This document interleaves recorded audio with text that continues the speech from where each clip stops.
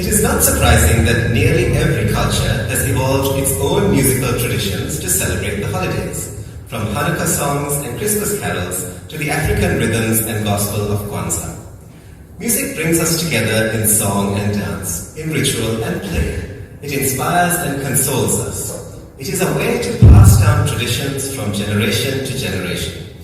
And holiday music is especially powerful because we hear it from earliest childhood and associate it with family, warm gatherings, special foods, smells, and sights. Humans are uniquely able to produce and enjoy music. Very few other animals can do so. But not only is music one of the fundamental ways we bond with each other, it literally shapes our brains. Perhaps this is so because musical activity involves many parts of the brain: emotional, motor, and cognitive areas. Even more than we use for our other great human achievement, language. This is why it can be such an effective way to remember or learn. It is no accident that we teach our youngest children with rhymes and songs. As anyone who can't get an advertising jingle or popular song out of their head knows, music burrows its way deep into the nervous system. So deep, in fact, that even when people suffer devastating neurological disease or injury, music is usually the last thing they lose. I have seen this over and over again in my practice as a neurologist. The right sort of music can literally unlock someone frozen by Parkinson's disease so that they may be able to dance or sing, even though in the absence of music they may be unable to take a step or say a word. For many people with aphasia, the loss of the use of language, most commonly caused by stroke, songs can be key to retrieving words they cannot otherwise utter. Perhaps most remarkably, people with Alzheimer's disease and other dementias can respond to music when nothing else reaches them. Alzheimer's can totally destroy the ability to remember family members or events from one's own life, but musical memory somehow survives the ravages of disease. And even in people with advanced dementia, music can often reawaken personal memories and associations that are otherwise lost.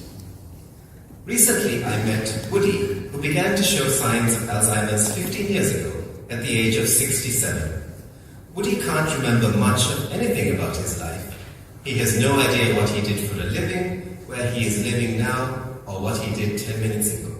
Almost every memory is gone, except for the music. He chatted with me amiably, however he soon tired of my questions, which he was unable to answer. Simple ones such as, "Can you read this?" or "Where were you born?" So I asked him if he can sing the song Somewhere Over the Rainbow. And his daughters who were with us soon joined in. They sang beautifully, each harmonizing in different ways, and Woody showed all the expressions, emotions, and postures appropriate to the song and to singing in a group, turning towards the others, awaiting their cues, and so on. Woody's musicality, like his civility and equanimity, was completely intact.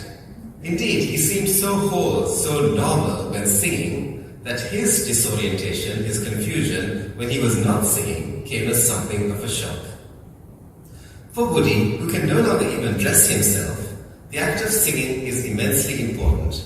Remembering, each time in some sense anew, that he can sing is profoundly reassuring to him. It is a skill he has not lost, and it can stimulate his feelings, his imagination, his humor, and his sense of identity, as nothing else can. It can enliven him, calm him, focus, and engage him. It can give him back himself, and not least, it can charm others, arouse their amazement and admiration. Such effects, improvement of mood, behavior, even cognitive function, once set off by music, can sometimes persist for hours and even days in people with dementia. We know from people like Woody that music is a powerful therapy for those with nearly any kind of neurological problem. Music is much more than a beautiful luxury. It is a fundamental way of expressing our humanity, and it is often our best medicine. So this season, I will surround myself with as much music as possible, and I will spend plenty of time practicing the piano, because after a gap of 60 years, I have just started taking lessons again. So these are the words of the neurologist Andrew Sachs, who gives us anecdotal evidence to something that most of us know intuitively, that music can give us the ability to experience things and communicate in ways that can seem beyond rational. In today's scripture reading, we heard about how the followers of Jesus were given the inspiration to communicate in empathetic ways that they previously could not conceive of. This is a story of absolute inclusivity, of a message of hope that is meant for all, for us, for those who are different from us, and also for those who were once like us but no longer have the strength and ability to participate in community life. Today on Pentecost, as we celebrate through singing, we can think of music as one such gift of the Spirit that can reach across many invisible barriers. So next time you find yourself unable to get through to someone, try finding out what music they like. You might even surprise yourself with a new perspective.